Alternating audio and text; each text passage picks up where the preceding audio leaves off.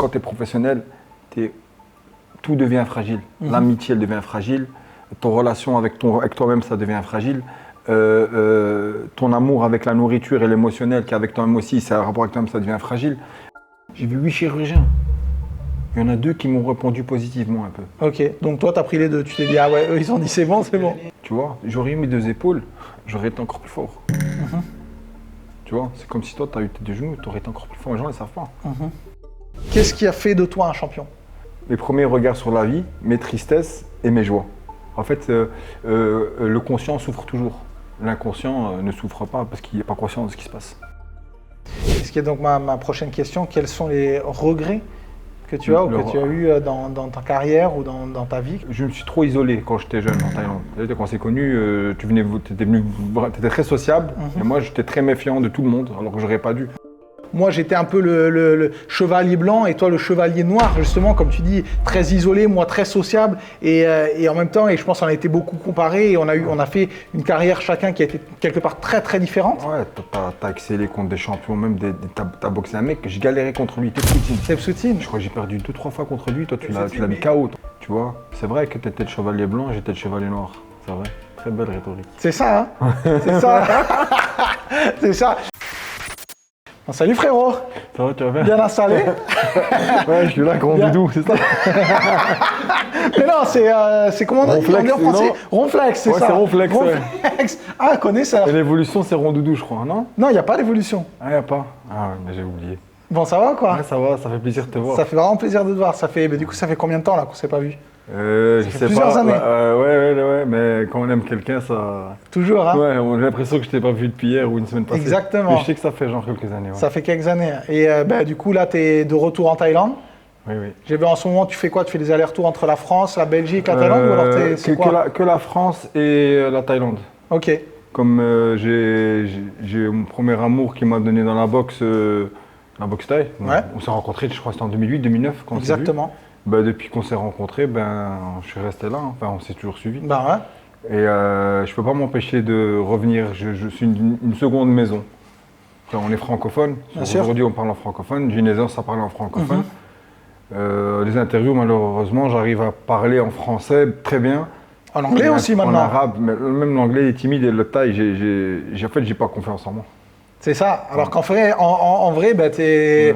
Du coup, tu t'as quoi? T'as 4 langues, c'est ça? Parce que t'es quoi? Le français, l'arabe, l'anglais et le thaï aussi. Le thaï, on va dire 25%. Bah, t'es modeste. En vrai, moi, je vous le dis, il est beaucoup plus fort que ça. Là, t'es très, très modeste. C'est juste que t'as peut-être pas encore. Même l'anglais, j'ai pas confiance. Même l'anglais. Alors qu'en vrai, non, n'importe qui que tu rencontres et qui voudrait avoir une conversation avec toi, en vrai, tu peux maintenir. Ouais. Mais après, pour le grand public, j'ai peur de faire des erreurs de vocabulaire. Tu m'as dit tout à l'heure, je ne veux pas le faire en thaï parce que j'ai peur d'être impoli ou de dire des choses. C'est très important en thaï d'être poli. Très, très important. Toujours en français, je sais que j'ai un. Ouais, après, tu sais bien, on peut être mal poli, mais avec des copains dans un vidéo sur PUBG. Et pour les gens qui ne savent pas, il y avait un moment, donc du coup, moi, Victor, toi et Yacine, ton frère aussi, on était à fond sur PUBG, à jouer aux jeux vidéo. On a trop joué d'ailleurs, trop joué entre les combats et les entraînements, on se mettait bien sur les jeux vidéo. Mais du coup, je dois revenir à ça, parce que là, pour les gens qui te connaissent, et sûrement la plupart des gens qui vont regarder cette interview te connaissent déjà, tu as passé la plupart de ta carrière ici en Thaïlande, mais depuis quelques années, c'est ça, tu fais des allers-retours entre la France et la Thaïlande. Oui. Du coup, tu es installé maintenant en France et tu viens de temps en temps en Thaïlande ou comment? Je suis entre les deux. Ok. Tu vois, je fais genre à peu près moitié-moitié, mais je fais beaucoup plus de Thaïlande que de France. Mais comme j'ai commencé une transition en MMA qui me réussit bien. Je ne sais pas si tu as suivi. Bien sûr. C'est un nouveau monde et ça demande une application rigoureuse et sérieuse. Donc même quand je suis ici, je suis dans ce mood-là. Ok. Toujours. Donc il fallait que les mecs m'expliquent les bases et les racines, tu vois. Bien sûr. Et pour trouver des gens à qui je me comprends, c'était juste le français parce que je m'entends bien avec des mecs qui pourraient me dire des choses, des mecs qualifiés. Donc en Thaïlande, le sol, je sais pas, ils ont un bon niveau aussi, mais je me voyais plus qu'on parle en français. Et du coup, je vais aller là-dessus aussi. En moi, hein. J'aurais appris aussi, tu vois. Mais du coup, ce que je voulais te demander, c'est pourquoi est-ce que tu as fait cette transition? C'est quoi qui s'est passé? Parce que, ok, dans ta carrière de boxeur thaï, je veux dire, tu es allé au summum. Il n'y a pas un seul stadium où tu n'as pas été champion. Il n'y a pas un seul tournoi où tu n'as pas été champion. Tu as tout eu. Dans l'ancien monde, ouais. Là, dans l'ancien monde, il y a un nouveau monde. Il y a un nouveau monde et on en parlera aussi, c'est vrai. Mais je veux dire, dans notre, je n'ai pas envie de dire notre époque parce que c'est toujours ton époque, parce que tu es toujours boxeur, mais tu as tout eu. Il n'y a pas eu un seul championship ou une seule ceinture que tu n'as pas eu. Toi aussi, tu étais un grand boxeur aussi. Hein. Merci, mais incomparable. Non, ils ne savent pas, les gens. Non, tu étais gros summum. Tu as fait des gros combats contre Thiot Cinq-Lai, tu as fait des gros combats contre des mecs très très forts, contre Sayok. Merci, ça fait plaisir, surtout venant d'un champion comme toi. Parce que tu avais une belle boxe. Une boxe technique. Je ne sais pas si tu te rappelles, tu te rappelles, une fois, je ne sais plus où on parlait et on regarde un combat et tu me dis, ma boxe, elle est sale un peu quand même. Hein. C'est un peu dégueulasse hein, comment je boxe. Et tu me demandes ça. Le Vietnam. Ouais, c'est ça, exactement. Et je dis, ouais, tes coups, ils sont un peu dégueulasses. Et du coup, tu me dis, c'est vrai, toi, ta boxe, elle est bien. Et moi, du coup, je te dis, ouais, mais moi, ça marche pas aussi bien que la tienne. Tu te rappelles les coups de genou, le talon fesse sur les chiots, la hanche bien faite, tu avais une technicité. On va dire, c'était du haut panier, tu vois, c'était beau, tu avais les bons front kicks, les bons middle, tu vois, les pas hauts, t'es beau à voir, tu vois. Moi, c'est pas que je m'aime pas, mais bon, ce qui me sauvait, c'est que j'avais le cœur, tu vois. On est en train de se passer du savon, là, les deux. Non, c'est la vérité, tu vois. Mais du coup, voilà, c'est moi, franchement, t'es un des boxeurs que je regrette qui a arrêté assez tôt. Ah, ça me fait plaisir. Et surtout venant de toi. Bon, même si c'est pas pour parler de moi, mais ton frère, je l'aime bien, mais c'est pas le style que c'est trop fimeux. Toi, il y a le genou, il y a une avancée. Il y avait tout. Parfois il y a des remontadas, tu vois, comme dans le foot, des remontadas. Ça, j'aimais bien.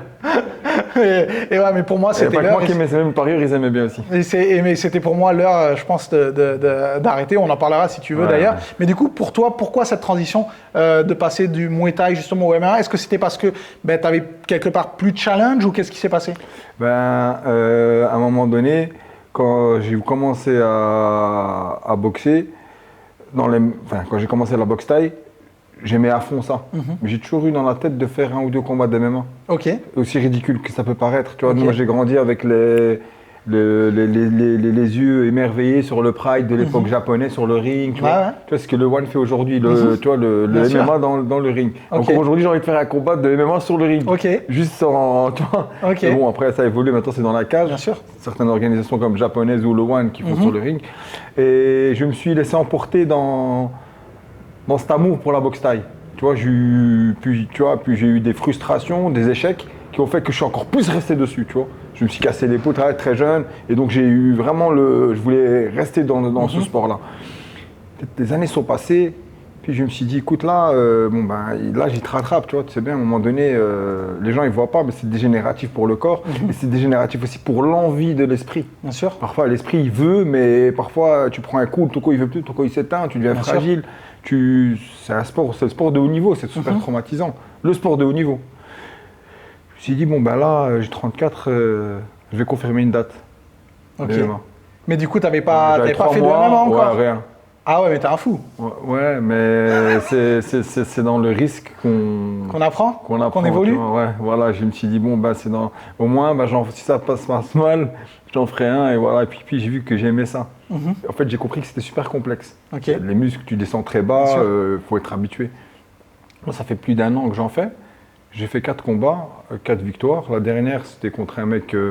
L'avant-dernière, les 3 derniers, c'était contre des mecs qui avaient des ceintures en jiu-jitsu, qui faisaient des compétitions de sol et qui cherchaient quand même à m'amener au sol. Mais je m'en suis en sorti de façon pas mal. Puis j'ai commencé à faire des sparring avec des gros noms et j'ai vu que je m'en sortais. Bien sûr. Tu vois, donc je comprenais vite, tu vois, on n'a pas besoin de me répéter. Du coup là, il se passe quoi dans ta tête en ce moment? C'est j'ai trouvé un nouveau hobby ou j'ai une nouvelle carrière ou qu'est-ce que c'est? On en est où là? Je suis un MMA fighter, ouais. Je fais une nouvelle carrière, c'est la métaverse. mais moi-même, je suis surpris. Ok. Ouais, là, je sens que je peux faire 10-15 combats. Ouais. En 4-5 ans et j'espère arrêter avant 40 ans. Financièrement, j'en ai pas besoin. Ouais. Mais j'en ai besoin dans mon cœur. Tu vois, j'ai besoin de ça. Tu as toujours besoin de trouver quelque chose, toujours un nouveau challenge, toujours un accomplissement. C'est trop bien. Tu tombes sur le sol, tu vois, tu mets ta jambe, tu colles le mec, tu te relèves, tu contrôles sa tête. Bien sûr. Est-ce que on parle du bon côté des choses, du fait que justement tu te réveilles tous les jours en disant vas-y, il faut que j'apprenne un nouveau truc, il y a ça et ça. Mais est-ce qu'il n'y a pas une frustration qui dit j'étais un des meilleurs boxeurs au monde de Muay Thai et là tu débutes pas en amateur, mais au sol tu es un amateur par rapport aux autres, tu es un débutant. Est-ce qu'il n'y a pas cette frustration de dire en vrai si en Muay Thai je te nique? Ouais, mais au sol maintenant je suis passé ceinture bleue. Ok. Ça y est, ça évolue. Ouais, mais dans ma tête je suis toujours une ceinture blanche. Ok. Tu vois, ça va. C'est dans le sens en fait que comme j'ai une vraie base en boxe thaï, donc dès que je vais en pure lutte en gréco-romaine, je m'en sors. Je galère un peu en freestyle et encore même en freestyle, je fais beaucoup de défense. Donc j'attaque pas beaucoup. Donc j'ai développé un jeu spécial, j'ai développé un nouveau style et ça me passionne. Tu sais, cette année, je me suis retrouvé parfois à faire 3-4 entraînements par jour. Waouh. Je fais 1h30 de lutte. Je me repose 2-3 heures, je fais 1 heure de boxe anglaise, je me repose 1 heure ou 2. Complètement différent de ce que tu faisais avant. avant. C'est pas la même chose. Alors qu'avant, je faisais du volume, je faisais de la boxe thaï à en mourir. Je faisais de la boxe thaï, je faisais 2h30 le matin, tu connais, on était des fous. Dans la routine. Et le soir, on était là avec des 500 coups de genoux au sac. On faisait beaucoup trop de déchets dans le muscle pour qu'on puisse faire plusieurs sessions par jour. En fait, je les ai un peu plus séparés et je vais faire une session de lutte, puis après, juste 1 heure ou 2 heures après, je vais faire un truc technique de grappling. Tu vois, de grappling pour les MMA. Comment ça a été cette transition mentalement? Est-ce que maladif au début. Quand je tombais, je me sentais baisé. Quand tu es en boxe, tu te trouves pareil, je dis au dos. Puis en fait, j'ai une configuration mentale. Je me suis dit, quand je tombe, ça continue. Ouais. Genre, c'est pas fini. Alors que pendant la chute, parfois, je me replace, je prends l'underhook, je me mets sur le côté. Tu vois, je mets sa jambe là, tu vois, je le colle, je colle ma tête contre lui, tu vois. Développer des nouvelles techniques. J'ai arrivé des nouveaux mouvements. C'est comme un jeu vidéo, tu vois, tu rajoutes des nouveaux bonus. C'est passionnant, c'est prenant. Tu vois, c'est inexplicable, tu vois. Et physiquement, du coup, est-ce que ça a été difficile parce que forcément, il y a l'âge et c'est pas simplement l'âge de dire ok, j'ai passé 30 ans, c'est l'âge dans le sport. Tu as boxé très très jeune, tu as fait énormément de combats, tu as parlé des entraînements que tu as subis pendant des années et c'est surtout par rapport à cet âge-là que moi je parle, l'âge que le corps a subi. Est-ce que justement tu te dis pas, t'as pas des regrets de dire j'aurais dû commencer plus tôt ou est-ce que c'est pas trop tard? Comment ça se passe par rapport à ça? Je te jure, j'accepte ma vie comme elle est. Je suis super content d'être débutant en MMA et d'essayer de pouvoir rivaliser avec mon sparring partenaire. Je tourne avec les crèmes françaises. Je tourne avec des mecs qui ont du niveau mondial. Tu vois, à partir de ce moment-là, je vois que je suis pas ridicule. Donc il me faut des amener au sol, j'arrive un peu à maintenir, je me relève, tu vois, si je me relève. À l'entraînement, je suis beaucoup mieux qu'en combat. Bien sûr. Mais même en combat, je suis de mieux en mieux. En fait, c'est comme si j'ai refait un redémarrage. Bien sûr. C'est comme si je suis redevenu un petit Pokémon, tu vois, et je dois réévoluer, tu vois. C'est l'ambiance.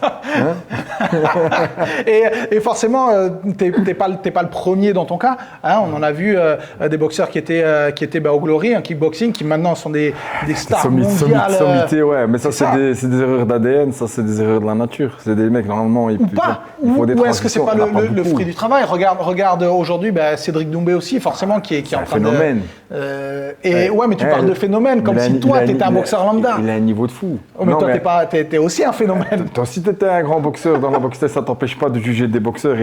C'est ça l'humilité, tu vois. Il faut reconnaître les autres aussi. Bien sûr. Du coup, par rapport à Cédric... T'inquiète pas, j'aime ton style, je rigolais. Tu fais la tête depuis tout à l'heure. Du coup, par rapport, justement, je vais parler un peu de Cédric, aussi un ami, qui est un ami, on a eu de très très bonnes relations avec Cédric. Ouais. Et toi, justement, est-ce que c'est pas, j'ai pas envie de dire un exemple parce que c'est pas une bonne comparaison, mais est-ce que c'est pas justement un chemin que tu dis, lui, il a fait, moi aussi, est-ce que je pourrais aller dans cette... Lui, il a été malin, lui, il a commencé déjà à 5-6 ans. Il n'est pas à sa première année ou deuxième année de sol. Moi, je me considère comme super en retard dans certains domaines. Tu comprends? Donc, qu'est-ce que je fais? Moi, je passe mon temps à aller dans des positions inconfortables. Ok. Tu vois, les mecs, je demande à des ceintures noires de m'étrangler pour, tu vois. Si j'arrive à m'en sortir avec un ceinture noire, tu vois. Après ça, j'ai envie de dire, je suis en retard. C'est une mentalité aussi... une mentalité de champion dans les entraînements où un champion va vouloir toujours se mettre dans les plus horribles positions possibles pour essayer de s'améliorer, alors qu'un boxeur peut-être avec un peu moins de niveau et peut-être pas avec ce mindset de champion va préférer rester dans sa zone de confort pendant les entraînements et se dire ok, j'évolue là-dedans. Je déteste rester dans la zone de confort. Déjà en boxe taille, j'aimais pas. C'est pour ça que j'avais pas un style super beau, mais j'avais un style super physique. Mais en MMA, j'aime bien. En fait, ce qui est vraiment, vraiment fatigant, c'est la phase de lutte, puis ensuite striker. Ça, quand les mecs, ils pèsent sur toi et tout le bazar, parce que tu as la cage. Bien sûr. C'est pas le même combat que sur les Exactement. rings. Exactement, complètement différent. Dans les rings d'ailleurs, c'est pas la même chose. Tu vois, et même quand tu tombes sur un ring, tu te relèves plus difficilement déjà. Tu remarqueras que les mecs sur le ring, ils se relèvent plus difficilement. Bien sûr. Il n'y a pas l'appui de la cage, il n'y a pas la technique complètement différente. Où tu mets ta fesse contre la cage, où tu te relever, tu vois. Exactement. C'est pas la même chose, tu vois, c'est pas la même. Donc c'est un autre univers. Et la configuration qui me plaît le plus, c'est qu'en fait, j'avance vers quelque chose que je connais pas. Ok. Et j'aime bien cette prise de risque. Pour en revenir à... Je t'interromps, je m'en fous de taper. Parce que j'apprends des nouvelles choses, tu vois. Alors qu'un autre mec, c'est vrai qu'il dirait non, il n'a pas envie de taper. Exactement. Voilà. Exactement. Ben justement, ça fait plusieurs fois que tu parles du One et on en a parlé un petit peu tout à l'heure. Le Muay Thai, forcément, je le sais, tu nous l'as dit, ça te manque aussi. Et je sais que ça fait plusieurs fois, on en parle déjà, où tu me dis, peut-être, je referais bien un combat ou quoi. Est-ce que c'est toujours d'actualité? Est-ce que tu te dis toujours, ah, pourquoi pas? Comme ça, je meurs tranquille. Un ou deux combats contre un mec de bon niveau, tu vois. T'as pas besoin de ça, hein. Tu devrais déjà être tranquille. Non, je suis tranquille, mais ce serait peut-être le combat de trop, mais j'aime bien la prise de risque. Je me considère quand même comme assez frais. Et Est-ce qu'une organisation comme le One, ce serait quelque chose qui t'intéresse? Avec les gants d'MMA, ce serait de la boxe taille One. Oui, exactement. C'est plus la même chose. Un sport différent. Mais j'ai envie de dire... Très beau sport. Hein. Vu le fait que toi admiratif de ces combats-là. Hein. C'était pas, donc ça veut dire que c'était pas un point négatif que en disant avec des petits gants. Mais justement, j'allais dire ça, vu que toi aussi tu as fait ta transition MMA, tu as déjà l'habitude de boxer avec des 4 hommes, des gants de MMA. Est-ce que pour toi ça serait quelque chose que tu envisages ou est-ce que... Le One et les MMA, c'est pas fighter en MMA avec des gants de MMA et fighter en Muay Thai au One, c'est pas la même chose. Complètement différent. Il y a une pression différente, il y a un pointage différent. C'est une boxe taille différente. Bien sûr. Un low kick, c'est un low kick. En boxe taille traditionnelle, un low kick, ça ne vaut pas un middle, ça ne vaut pas un coup de genou. Bien sûr. Un coup de poing, c'est un coup de poing. C'est un dégât comme une jambe. Et dans la boxe taille traditionnelle, celle qu'on a connue, le middle, il ne battra jamais le coup de poing. Bien sûr. Tu vois, même si le mec il en prend plein pot et que l'autre il envoie un middle, c'est toujours le mec middle qui a l'avantage.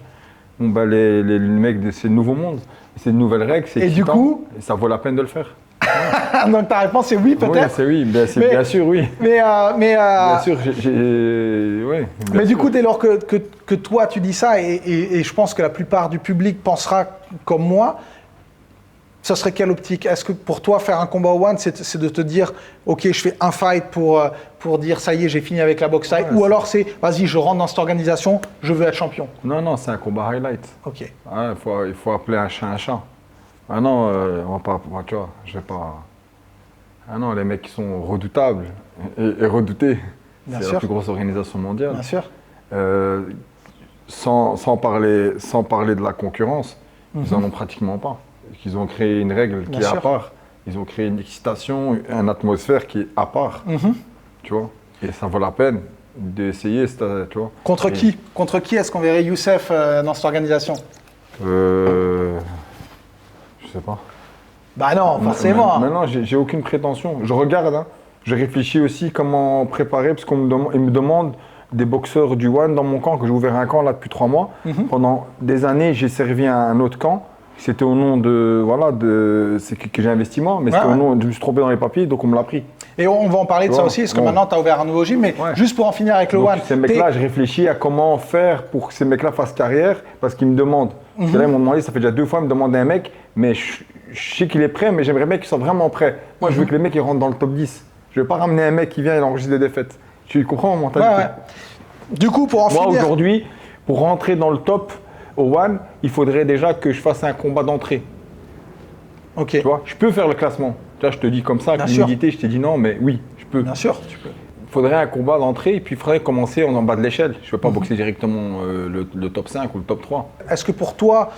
Ça fait des années que je ne suis pas boxé en boxe taille. Bien sûr, mais est-ce que pour toi, tu penses, au jour d'aujourd'hui, après peut-être 1 ou 2 combats d'entrée, est-ce que un Tawanchai ou un Shadow, ce serait des mecs que tu peux boxer? Est-ce que tu boxes aussi dans cette catégorie? Oui, je peux boxer contre eux, bien sûr. Oui, je pense que je ne serais pas ridicule. Bien sûr que non. Très loin. Et forcément, je ne sais pas si je vais gagner, mais je ne serais pas ridicule. Et je suis sûr que ça ne tombera pas dans les oreilles de sourds et on verra peut-être. Après, c'est d'utilité sportive, tu vois, que je boxe contre des mecs qui ont des renommées. Et du coup, je pense un combat que les gens auraient voulu voir aussi, ça aurait été la revanche entre Youssef et Boubacar. Est-ce que c'est un combat que tu aurais aimé faire? Ouais, parce que le RWS m'ont demandé plusieurs fois. C'est ça. Sauf que ça a bugué. T'es au courant? Ça a bugué sur le poids. Ouais. Et ça a bugué sur les règles. Ok. J'aurais voulu faire ça en boxe thaï. Ouais, toi, tu aurais voulu en boxe thaï et lui, il aurait voulu en kickboxing apparemment, c'est ça? Oui, mais il est super fort en boxe thaï. Bien sûr. Bah ouais, il a fait à la fin de sa femme. C'est un représentant de la boxe thaï. Bien sûr. C'est un ambassadeur. Bien sûr. C'est une grande figure pour qui j'ai beaucoup de respect. Moi, j'ai aucune haine quand je boxe avec les mecs, tu vois. Bien sûr. C'est juste que moi, ça m'aide à m'affranchir, ça m'aide à grandir à l'intérieur de moi. C'est pour ça que j'y vais à 100% dans un combat. Je le fais pas pour lui, je le fais pour moi quand je fais ce combat à 100%. Donc boxer contre lui, ce serait bien. Et j'espère que un jour, et quand je dis un jour, c'est pas dans 10 ans que. Mais il pourra plus dans 10 ans. Bah ouais, c'est pour ça. Toi aussi. Ouais, moi aussi. C'est fort possible aussi. Du coup, le prochain mois, les prochaines semaines, oui. Tu viens d'en parler, justement, tu as ouvert un nouveau gym ici en Thaïlande. Pas forcément pour entrer dans les détails, hein, mais forcément, tu avais un gym, les gens le savent, en Thaïlande. Depuis 2014, je l'ai ouvert. J'ai moi-même fait tous les investissements techniques, visuels. Les teneurs de PAO, ils avaient une directive. Bien sûr. C'est toi, en gros, c'est toi qui as tout créé. Ouais, même la poche, c'est moi, même les investissements financiers. Les premières années, là-bas, je les ai ouverts avec le camp, on l'a ouvert avec Boulette. Ouais. C'est un mec de Pattaya, du Greenwich, je sais pas si je me rappelle. Ouais. Et de là, après, j'ai commencé, j'ai fait des bons résultats. J'ai voulu réunir une équipe qui me plaisait. Et j'ai donné des directives, toujours dans la discrétion, sans vouloir mettre mon nom. J'aurais pu l'appeler Bougan Gym comme aujourd'hui. Bien sûr. Aujourd'hui, j'ai jugé ça nécessaire parce qu'on m'a retiré le Petsaman sans raison. Tu vois. Alors que moi, forcément, j'étais pas là pour l'argent. Alors que j'ai mis l'argent dedans. Tu vois. Je me suis trompé dans les papiers. Ok. Et c'est. Ça arrive. C'est dommage. Mais c'est comme ça. Et pour pas rentrer dans les détails, mais du coup, au jour d'aujourd'hui, tu as ouvert ton nouveau gym qui s'appelle Bougan Gym, qui est aussi à Pattaya, donc. Qui est aussi à Pattaya, où j'ai inclus ma mentalité dans comment faire évoluer les loisirs comme les professionnels. Ça veut dire que là, dans ce camp-là, moi, je traite les gens qui ne font pas de combat comme ceux qui font des combats. Ça veut dire qu'ils viennent pour un dépassement. Il y en a beaucoup qui ont cette idée-là, j'ai remarqué chez les loisirs, mais qui ne sont pas traités comme les boxeurs. Moi, dans le camp, quand tu viens chez moi, c'est dur. Et c'est dur parce que tu dois travailler. Tu vois, à la fin de semaine, si tu as mal nulle part, c'est que tu t'es pas bien entraîné. Tu vois, parce qu'on varie l'entraînement entre la technique, le timing et le physique et les répétitions. Faut que le cerveau ne réfléchisse plus. Pour qu'il réfléchisse, il faut qu'il s'exerce. Bien sûr. Il faut qu'il s'exerce à plus réfléchir. Bien sûr. Cet entraînement, il est fatigant. Donc, ces gens qui sont prêts à venir, quand ils sont motivés à goûter à cette boxe-là, ils sont les bienvenus. Tu vois, c'est un mélange de boxe traditionnelle avec une boxe un peu moderne qui est aussi adaptée pour le one ou adaptée aux règles d'aujourd'hui. Il faut juste Muay Thai, tu vois. C'est juste le Muay Thai qui les mecs qui avancent, les mecs qui. Le Muay Shuek, le Muay. Il y a un petit peu, mais à 5-10%. Bien sûr, bien sûr. Et du coup, ça veut dire que pour certains des boxeurs qui pourraient venir s'entraîner chez toi, ils ont aussi l'opportunité, quelque part, de boxer un peu dans tous les stadiums et dans toutes les promotions aussi. Oui, ils peuvent boxer au RWS, ils peuvent boxer au Raja Knockout, ils peuvent boxer Super Lumpini, ils peuvent boxer au One. Ils peuvent boxer partout. S'ils ont le niveau, bien sûr. Oui, bien sûr, on parle que de niveau. Moi, quand je mets les mecs, c'est pour qu'ils gagnent. Tu vois, plusieurs fois, on m'a demandé des mecs pour le One, on demande des mecs qui excellent en ce moment, qui excellent dans petites organisations. C'est pas parce que tu es champion du Super Chem que tu seras dans le top 10 au One. Moi, j'ai envie de mener des mecs, tu vois, si je les mets en Ligue 1, c'est que je sais qu'ils peuvent gagner la Ligue 1. Tu vois, tu comprends. Je ne vais pas le mettre là pour être dans la figuration et je mets mon nom en plus dessus. Bien sûr. Pour moi, c'est bien. Bien sûr. Ça veut dire aussi que je m'intéresse à fond à la santé. Tu t'intéresses à la santé et ça veut dire aussi que pour qu'un boxeur il ait l'opportunité d'être dans telle ou telle organisation, il faut aussi qu'il prouve qui en vaut la peine quelque part. Oui, oui, oui, oui. Moi, je pense que les boxeurs aujourd'hui, ils veulent aller trop vite. Et beaucoup plus vite qu'avant. Avant, tu vois, tu te rappelles, nous, quand on boxait, c'était dur. quand ils te mettaient à la télé, c'est que tu étais quelqu'un de la télé. Quand ils te mettaient dans un stadium, c'est que tu étais un mec de stadium. Sinon, ils te mettaient à la campagne. Bien sûr. Même à la campagne, ils te mettaient en tout dernier des programmes quand il n'y a plus de public. Bien sûr. Tu vois, aujourd'hui, les mecs, ils arrivent, ils font un mois de Thaïlande. Excuse-moi. Ils font un mois de Thaïlande et ils se retrouvent en programme télévisé. Exactement. Tu vois, aller trop vite, c'est une erreur. Aujourd'hui, il y a trop de shows. On a besoin de trop de boxeurs. Et il n'y a pas assez de boxeurs. Et il n'y a pas assez de boxeurs. Exactement. Que ce soit même dans les grandes organisations Bien ou sûr. les petites.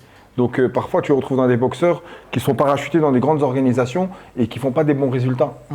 Tu vois, tu regarderas par exemple mon ancien camp, c'est beaucoup de défaites et très peu de victoires. Moi, je mise sur les victoires. Bien parce sûr. que je me mets à la place du mec. Moi, je ne veux pas détruire un mec. Je sais qu'il vient avec des rêves. Je préfère qu'il continue de rêver et qu'il pense qu'il n'a pas touché ce rêve-là, il continue à le faire plutôt qu'il ait ce rêve-là et qu'il se fasse casser. Parce que prendre un KO aujourd'hui, c'est comme si comme si une voiture rentre dedans. Bien sûr. Bien sûr. Et t'es en moto. Hein. C'est pas quand tu prends un coup de 4, c'est comme si t'es en moto. Ça, c'est clair. Et t'as un Sedan ou t'as un Merco qui te rentre dedans. T'as un E300 qui te rentre dedans. Et tout à l'heure, tu as parlé de blessures que tu as eues dans le passé.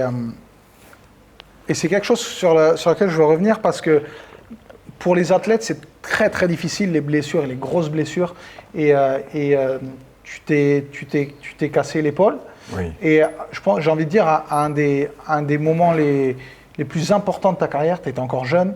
Mais jeune, c'est un mot qui est très relatif pour les athlètes parce qu'on se dit toujours qu'on est trop vieux.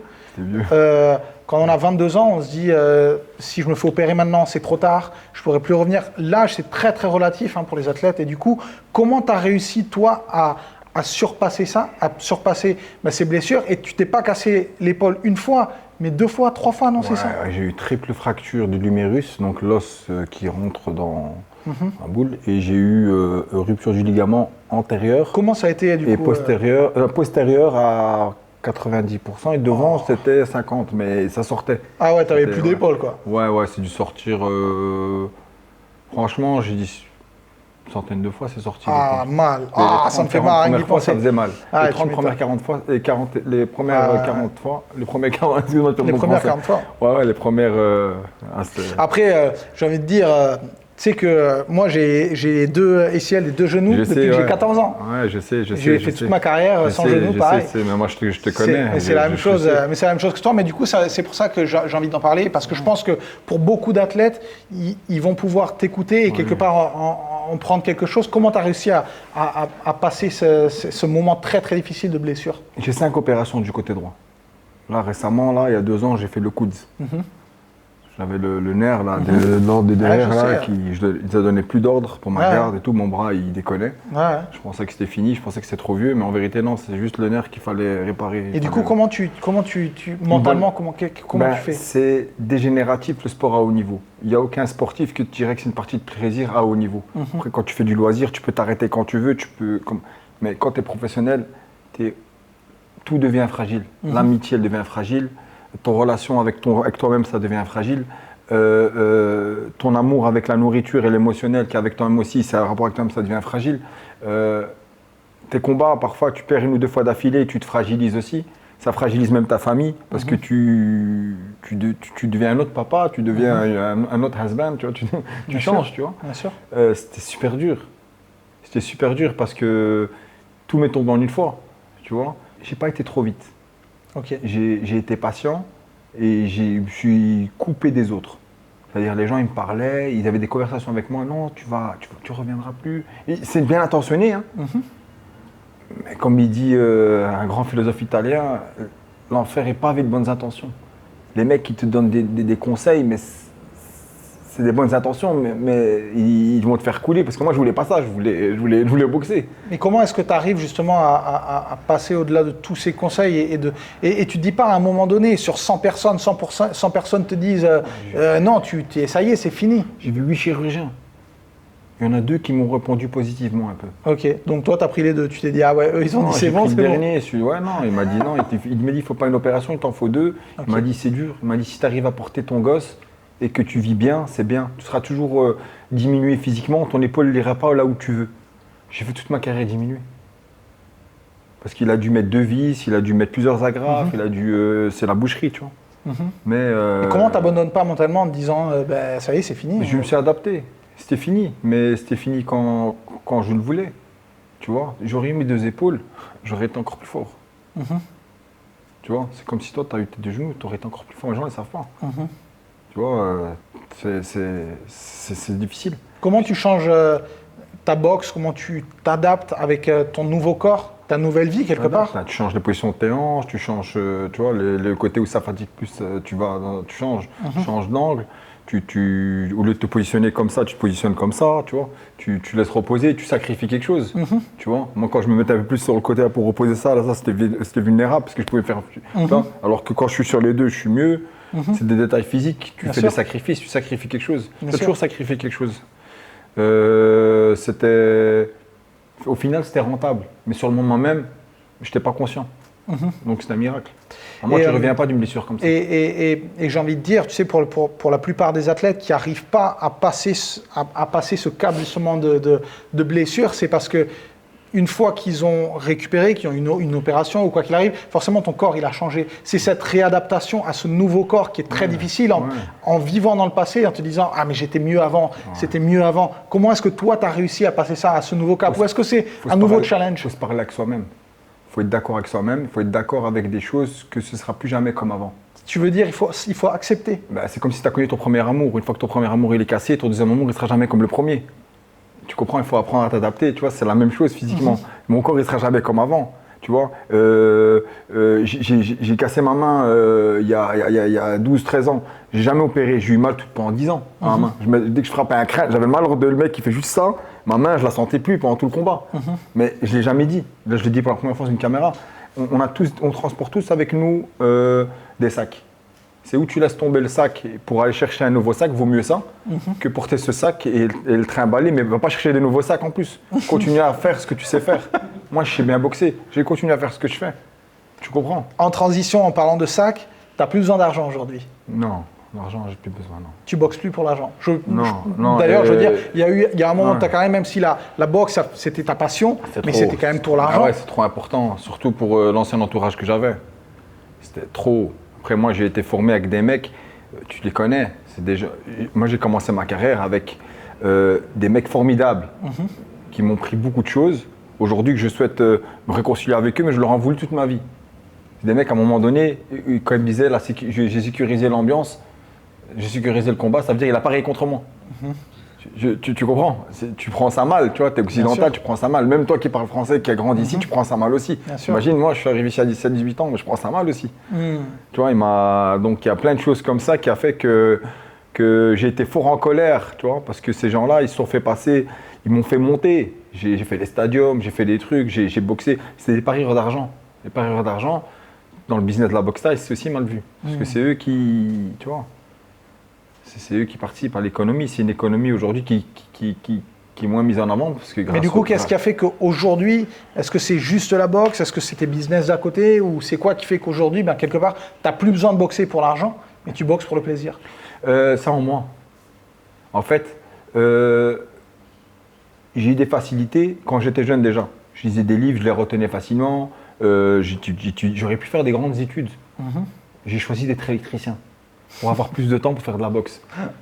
Tu vois, j'ai voulu, tu vois, je faisais des schémas 1 plus 2, tu vois, le schéma 6, tu vois, si tu connais le truc d'électricité, des câbles, tu vois, des branchements. Bien sûr. J'étais à l'école, je trouvais ça, sans manquer de respect aux gens qui ont du mal à le faire, je trouvais ça facile. Ok. Ça m'a reposé pour me concentrer plus sur la boxe taille. Parce que la boxe taille, c'était pas difficile dans l'exécution, mais c'est difficile dans l'organisation d'énergie. Ça te prend trop d'énergie. Et c'est quoi aujourd'hui justement qui a été cette transition investissement, business, développement, ça a été quoi? C'est que j'ai su faire les choses quand il le fallait. Je le fais pas bien, j'ai pas eu une bonne éducation financière. Je fais partie des gens qui n'ont rien eu, tu vois. Comme beaucoup d'athlètes, j'ai envie de dire, dans beaucoup de sports. Toi aussi, tu roulais pas sur l'or. Ah non. Tes parents, ils étaient très courageux, ils t'aimaient vraiment, tu vois. Voilà. C'est pour ça que je t'aime beaucoup aussi, parce que t'as level up, tu vois. T'es pas resté bas, tu vois. Je vais en dire, ça a été dur. Moi, différemment, toi, beaucoup plus. T'as fait des belles choses. Des choses différentes. Dans la cinématographie, dans la filmographie. C'est bien ce que tu fais, tu vois, et t'es humble parce que t'étais un vrai champion de boxe thaï. Je trouve que tu mets pas ça assez en avant. Mais bon, après, chacun a son truc à faire. Bon, après, pour moi, aujourd'hui, ce que j'ai pu faire, c'est qu'à un moment donné, je me suis séparé là récemment de ma femme. Ex-femme, excuse-moi. Pas ma femme, c'est plus ma femme. Ton ex? Ouais, voilà. J'ai dû recommencer ma vie à zéro. Mais quand j'ai recommencé ma vie à zéro, ça a fait comme la blessure. Je me suis adapté à de nouvelles choses, nouvelles configurations. J'ai changé d'économie, tout seul. Parfois, tu restes avec des gens, ces gens-là, en fait, en vérité, tu remarques qu'ils te bloquent. Pas par humilité, j'ai pu aller beaucoup plus loin. Ouvrir des nouveaux trucs, comme dans les jeux vidéo. J'ai découvert des nouveaux modes, tu vois. Au lieu de prendre une mission à 1000, je me suis retrouvé avec des missions à 150, à 250 000. tu comprends? Bien sûr. T'as unlock des trucs dans ta vie. T'as compris ma rhétorique. Et je remercie aujourd'hui parce que c'est aussi grâce à ma nouvelle femme. J'ai attrapé une nouvelle vision de comment faire, tu vois. Bon, il y a beaucoup moi aussi, mais il y a aussi beaucoup de nouveaux gens qui t'entourent. Bien sûr, et l'entourage, forcément, est très très important, que ce soit dans le sport, dans la vie de tous les jours, dans le business, dans le développement de soi-même. L'entourage, c'est une des choses les plus importantes. Moi, j'ai tout donné quand j'ai recommencé ma vie à zéro. Elle m'a dit tout est à moi. J'ai dit, t'as raison, je te donne tout. Mais moi, je savais ce que j'allais chercher ailleurs. Je sais qu'il y avait plus gros ailleurs dans mes investissements, dans comment j'allais faire. Ça m'a réussi. Alors que normalement, un homme comme ça m'arrive, t'es KO. Tu peux pas. Très difficile, forcément. J'en connais plein qui sont KO. Pardon, excuse-moi, j'en ai vu plein. J'ai encore été. Dieu. Tu vois, j'ai des chances, j'ai des trucs qui font que j'arrive à m'en sortir. À t'en sortir. Et c'est encore toi qui es très très humble en disant ça, tu t'es donné les opportunités, tu as ouvert tes propres portes pour justement… En fait, c'est en quoi tu crois. Si tes yeux regardent en bas, tu vas en bas. Si tes yeux regardent en haut, tu vas toujours en haut. Même si t'es en bas. Même si t'es KO, tu regardes en haut, tu vas en haut. Je te jure, c'est un truc de ouf. C'est vrai aussi. Tu vois, et justement, toi, en parlant de famille, excuse-moi, ton fils qui fait de la boxe aussi. Ouais. La level up, là, t'as vu, moi, mon frère s'est occupé de lui pendant 1 mois et demi. Et ça y est, là, il commence à… déjà, il boxe depuis tout petit et c'est rigolo parce qu'il a exactement ton style, sauf que lui, c'est un gaucher. Il a eu un problème de ouf au genou. Ah ouais? C'est ça qu'il a arrêté là pendant 2-3 ans. Je l'ai diminué. Il avait le syndrome de Osgood. Ok, c'est quoi? C'est quand les jeunes ils font une croissance trop forte et ils font trop de sport, ça, c'est comme un corne d'éléphant. Il était au stade 2. Il était presque pratiquement au stade 3. À ce moment-là, qu'est-ce qu'il doit faire pour remettre ce truc-là? Il met des vis. Donc pour arrêter, il faut arrêter tout. Ah ouais? Ouais, donc il a été stoppé longtemps. Et maintenant, du coup, il s'en ouais, là, il a une sorte de… Ouais, mais après, il a une sorte de faim. Ouais. Il a la dalle. Ouais, c'est bien quand on t'interdit de faire quelque chose, tu as encore plus envie de le faire. Ouais, c'est vrai. Ouais. Après, son vécu il n'est pas comme le mien. Bien sûr. Il est plus facile. Facile, j'ai envie de dire facile entre guillemets. Tu sais, je pense que facile, difficile, je pense que c'est aussi une perception des choses. Tu vois, on a eu une vie difficile avec notre perception. Je pense qu'il a aussi une vie qui est très difficile à sa propre perception. C'est juste qui est très différente de la nôtre. C'est une question dans la vie, c'est une question que de référence. Ça, j'ai compris ça en voyageant. Tu vas aller dans un autre pays, tu vas voir un mec qui te ressemble, mais en fait, il a d'autres références. Parce qu'en fait, il a écouté d'autres musiques, il a vu d'autres acteurs, il a vu d'autres films. Tu vois, un hindou ne peut pas avoir les mêmes références qu'un occidental. Tu vois, tu comprends. C'est une question juste de rêve. Et les rêves de Yousri, c'est… Toi et ton frère, vous avez une chance, c'est que vous avez des rêves multiculturels. Vous êtes super riches culturellement. Avant d'être riche dans le fric, vous êtes riche dans la culture. On n'est pas riche. Non, mais t'es humble, mais il faut pas. À partir d'un moment où tu es riche culturellement, tu as plus facile à te diversifier, à grandir. Bien sûr. Yousri, j'ai décidé de lui faire la même chose. Je l'amène en France, je l'amène parler avec des mecs, je l'amène en cité, je l'amène dans les beaux quartiers. Tu vois, j'essaye de l'enrichir. Et ça, cette richesse, elle n'a pas de prix. Bien sûr. Tu vois. Bien sûr. Et justement, pour en revenir par rapport à la boxe, ça, du coup, il en est où? 10 combats, 1 défaite, 9 victoires.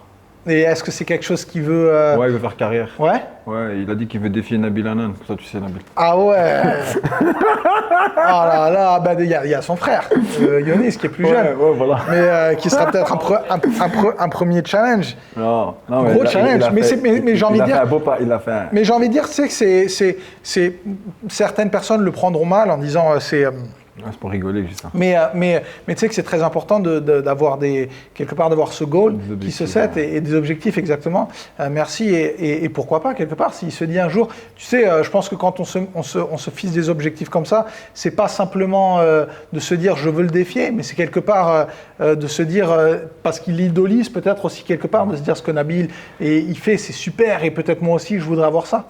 Je sais pas quoi choisir, ou parler de Nabil ou parler de moi et mon frère, mon fils. On va parler de Nabil. Nabil, il a une belle carrière. Il a un garçon qui est superbe, qui est super précis et qui est surprenant. Bien sûr. Et aussi, physiquement, il sait faire d'une allonge qui a pratiquement jamais existé avant. Certaines personnes vont le comparer à Jason Noy. Mais Jason Noy, lui, il faisait 1m83 pour 62 kg. Bien sûr. Nabil, il fait 1m93 ou 14 pour 65 kg. Bien sûr. Et il a une force, une motricité et une conscience de l'espace qu'il prend dans son allonge et dans sa distance, qui est hors du commun. Bien sûr, et surtout, il faut mettre en avant aussi le fait qu'il n'a pas d'exemple. Non. C'est-à-dire que c'est lui qui a créé son propre style. Je pense que dans tous les, que ce soit le sport ou la filmographie, dans tout, quand tu as un exemple, c'est plus facile. Mais quand tu es l'initiateur de faire la première chose, c'est tellement difficile. Et c'est ce que Nabil est en train de faire. Il est pratiquement comparable, c'est un compliment, à une fiction. On dirait le Dalshim dans Street Fighter.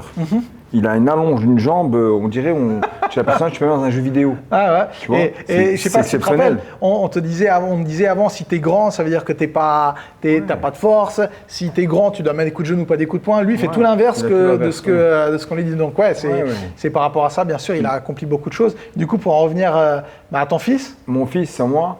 Il a une autre vision que moi. Moi, j'ai une vision où quand je suis venu en Thaïlande, je voulais boxer de boxeurs de plus en plus forts. Je voulais pas boxer le champion directement. Ok. Aujourd'hui, lui, il veut directement boxer ce qui te fait de mieux. Bien sûr. Bon, c'est audacieux. Pour moi, il y a un petit peu peut-être un manque d'humilité. Mais bon, c'est la génération d'aujourd'hui, tu vois. C'est les TikTok de 10 secondes, 5 secondes, tu ne dois pas dépasser une minute, tu vois. Sinon, sinon TikTok ne le propose pas. Voilà. C'est une nouvelle génération, ils veulent aller trop vite et on est là pour le rappeler, à son étage. Du coup, tu es en Thaïlande. Mais il a une boxe de ouf. Bien sûr. Je lui fais faire un peu d'anglaise avec les frères Gomis à Paris. C'est l'un des meilleurs mecs en anglaise sur Paris à peu près. Bon, ils font partie de quelque chose de bien. Bien sûr. Je l'ai laissé avec les frères Mamoudi. Ouais. Ils ramenaient les boxeurs des années 80, 90, tu vois, à l'époque. Et donc un peu dans la dureté, je l'ai laissé avec mon frère. Je l'ai mis en stage. Il était en camp d'entraînement avec mon frère. Après, il a poussé des haltères. Ah ouais, il commence à prendre et tout. Ouais, c'est bien. Donc, sa boxe c'est bien, mais c'est encore un débutant. Le chemin il est encore long, tu vois. Bien sûr, bien sûr. C'est bien, nous avant, quand tu avais 10 combats, tu étais nulle part. Aujourd'hui, tu peux boxer avec 10 combats. Exactement. Aujourd'hui, tu mets à la télé. Mais j'ai envie de dire aussi, la boxe, elle évolue aussi. Et il y a des gamins de 10 combats que tu peux aussi comparer avec des mecs de 100 combats. Ouais. Je veux dire, c'est pas forcément non plus dégradant de dire il a que 10 combats, parce que 10 combats peuvent être non, c'est pas niveau exceptionnel. À notre époque, c'était… Exactement. À notre époque, tu n'avais pas le droit à la parole. Hein. Ça, c'est clair. Ouais. Ça, c'est clair. Tu vois, qui c'est le coup. Oh, moi. Exactement. T'es un nouveau. Exactement. Alors que là, tu peux faire un coup one. Ah, ça s'est vu plusieurs fois. Ouais, hein. Ça s'est vu plusieurs fois, malheureusement. Et du coup, t'es là combien de temps? T'es en Thaïlande combien de temps? Ouais, tout le temps. Mais là, tu repars en France quand, je veux dire? Je peux repartir sur un coup de tête et je peux revenir sur un coup de tête. Okay. J'ai une aisance… on sait jamais où t'es. Je suis pas plâtré, tu vois, je suis pas max financièrement, mais je peux bouger quand je veux. Ouais. Et c'est pour ça que j'aimais cette vie aussi. Une des dernières questions que je pense que moi déjà personnellement j'ai envie de savoir, qu'est-ce qui a fait de toi un champion? Mes premiers regards sur la vie, mes tristesses et mes joies. L'ensemble de ce que je suis m'a conduit à ce que je suis aujourd'hui. C'est que les difficultés que j'ai vécues dans ma vie, c'est un peu poétique. Bon, je ne vais pas imaginer ça, mais si j'ai l'inspiration, j'ai bu du café. Hein. Tous les problèmes, je les ai rabattus comme un château de cartes. Et j'en ai fait des nouveaux. Ça veut dire que j'ai avancé, j'ai été résilient, sans m'en rendre compte. Et là, j'ai trouvé des mots, parce qu'aujourd'hui, j'ai 35 ans. Moi, j'ai pas l'air, mais je suis un petit papa, tu vois. Et j'arrive à comprendre des choses que j'ai fait avant, que si je les aurais compris, ben, je les aurais pas fait, en fait. En fait, le conscient souffre toujours. L'inconscient ne souffre pas, parce qu'il n'est pas conscient de ce qui se passe. Et ce qui est donc ma prochaine question, quels sont les regrets que tu as ou que tu as eu dans ta carrière ou dans ta vie, quelque part? Je me suis trop isolé quand j'étais jeune en Thaïlande. Quand on s'est connus, tu étais très sociable et moi j'étais très méfiant de tout le monde alors que j'aurais pas dû. J'aurais dû faire partie de la Siang Boxing, ça m'aurait réussi, tu vois. Ou pas? Si, mais non, si, parce que ton père, paix à son âme, il avait une vraie vision. C'était pas, je dis pas ça parce que tu es devant moi, je dis ça parce que j'ai beaucoup de respect. Je serais pas venu m'asseoir. Hein, bien sûr, bien sûr. Mais est-ce que c'est pas aussi quelque part ce qui a fait ta force, le fait que tu étais isolé? En fait, ce qui est exceptionnel, c'est que durant mon jeune âge, j'essaie de me comprendre. Je suis dans où je me parle. Je dis que c'est qu'en fait, mes faiblesses et ma force ont fait ce que je suis et ont fait mon cheminement. En fait, parfois, il y a des gens, leur faiblesse fait qu'ils ratent. Moi, non, ça m'a fait réussir mes faiblesses. C'est pour ça que parfois je peux en parler facilement, je peux te parler de mes faiblesses facilement. Et ça, tout le monde n'a pas ça, je l'ai remarqué, mais ça je ne le savais pas. Bien sûr. Moi je peux te dire, je peux te livrer mes faiblesses, c'est pas pour ça que tu vas savoir, c'est pas pour ça que je vais rater en fait, tu vois, je sais pas comment t'expliquer. Je sais pas si je parle bien français quand bien je te sûr, le dis, tu vois. Tu parles très bien français. Et c'est rigolo que tu me dis ça, parce que tu sais, je pense que pour les gens qui suivaient la boxe thaï justement de notre époque, je crois qu'on a eu une carrière qui était un peu qui était pas similaire, mais où on montait en même temps, où moi j'étais un peu le chevalier blanc et toi le chevalier noir, justement, comme tu dis, très isolé, moi très sociable, et en même temps, et je pense qu'on a été beaucoup comparés, et on a fait une carrière chacun qui a été quelque part très très différente. Ouais, t'as excellé contre des champions, même t'as boxé un mec que j'ai galéré contre lui, Tepsutin. Je crois que j'ai perdu 2-3 fois contre lui, toi Tepsutin, mais KO, toi. Mais t'as eu aussi des blessures contre lui. Ouais, mais je gagnais, mais j'ai perdu, parce que c'est le résultat qui compte à la fin, mon épaule elle est sortie. Mais peu importe, tu es champion de Thaïlande, tu es champion de Lumpini, tu vois. C'est vrai que tu étais le chevalier blanc, j'étais le chevalier noir, c'est vrai. Très belle rhétorique. C'est ça, hein. C'est ça. C'est ça. Et c'est pour ça que, tu vois, pendant beaucoup d'années où j'étais très, très admiratif, et je pense que beaucoup de boxeurs aussi, de ce que tu as réussi à accomplir, je pense que nous, on avait justement cette motivation qui était positive pour aller vers l'avant, et on avait l'impression que toi, tu avais cette motivation quelque part négative qui te poussait à aller toujours plus loin. C'est les forces un peu du mal, non? C'est exactement. Et c'est pour ça que gens m'ont dit ça. Exactement. Et c'est pour ça que tu vois, c'est très impressionnant justement de se dire que quelque part, quelle que soit ta motivation, quand tu veux accomplir quelque chose, tu peux l'accomplir. Et je crois avec motivation complètement différente, toi et moi, on a réussi quelque part à accomplir ce qu'on voulait aussi. C'est vrai. C'est vrai, après moi, c'est vrai que ce que tu dis, hein. Parce que dans ma tête, j'ai un profil un peu Ligue des Ombres, un peu Joker, un peu méchant. Mais pour le grand public, c'est ce que c'était en tout cas. Ouais, pour les gens qui te connaissent, comme nous, on savait que c'était complètement différent. Bien sûr. Même les médias, même les Moessiam de l'époque et tout. Ah mais attends, ta boxe, elle était violente, tu faisais mal, c'est normal. Ouais, il disait des trucs, j'étais le méchant, ouais. T'étais méchant, regard fermé, tu faisais peur. J'étais frère, si un mec qui veut boxer Youssef, j'étais très très physique, ouais. Ça veut dire, ouais, c'est vrai, mais bon, c'était un compliment, mais bon, après, je fais pas partie des forces du mal. Non, ça c'est sûr. Je suis plus du blanc aussi, je suis comme toi, je suis un chevalier blanc. Exactement, exactement. Je pense que les gens le découvrent de plus en plus. Je n'ai jamais parlé. Exactement. Je suis dans un milieu, tu m'as connu, je ne pétais pas un mot. Exactement. Tu peux témoigner d'ailleurs. Exactement. Tu ne parlais pas, et je crois qu'une des seules personnes à qui tu parlais le plus, c'était justement avec mon père. Tu as des longues conversations avec mon père. Je m'entendais avec ton père, je m'entendais avec personne d'autre. Exactement. Ton père et Alexandre Romain. Et ça, c'est vrai. C'est vrai. Deux mecs qui avaient 30-40 ans de Thaïlande. C'est vrai. Les anciens. Et justement, en contrepartie, c'est un peu pareil. Mon père, il ne s'entendait pas avec grand monde, non, mais il s'entendait avec toi. Ouais, c'est un truc de ouf. Et voilà. Et du coup, pour en finir ce podcast, cette interview, est-ce que tu as un message à tes fans? Je sais qu'il y a beaucoup de gens qui vont nous regarder, qui vont dire putain, Youssef, il nous manque le Youssef du Muay Thai, Youssef. Et est-ce que tu as justement un message pour dire à ces fans, j'ai envie de dire tes anciens fans, comme tes nouveaux fans? Des fans, que ce soit des fans Thaï, parce qu'il y en a quand même quelques-uns. Bien sûr. Non, c'est plus des parieurs aujourd'hui qu'autre chose, c'est pas le grand public. Beaucoup de parieurs se rappellent de moi parce que. Je voudrais faire 1 ou 2 combats d'adieu, ou 3. Ce sera jamais 4, à 35 ans. On sait jamais avec lui. Pareil, un nouveau challenge. Ouais, là j'ai un contrat avec le Brave que pour les MMA. Je peux faire du full contact, du karaté, du catch, je peux tout faire à côté parce que dans le contrat au début. Donc du coup pour Muay Thai c'est bon. Si Muay tu Thai, veux, tu peux. Les MMA en one je pourrais pas le faire. Puis après je suis encore débutant, il me faut encore une année. Dans 1 an, je peux boxer un peu les mecs vraiment durs. Donc si demain le One t'appelle pour dire allez vas-y on est chaud, ça commence, t'es prêt? Ouais, s'ils sont généreux avec moi, je serai généreux avec eux aussi sur le ring. On connaît pas. Okay. Merci Youssef, ça me fait vraiment énormément plaisir de te parler. Merci.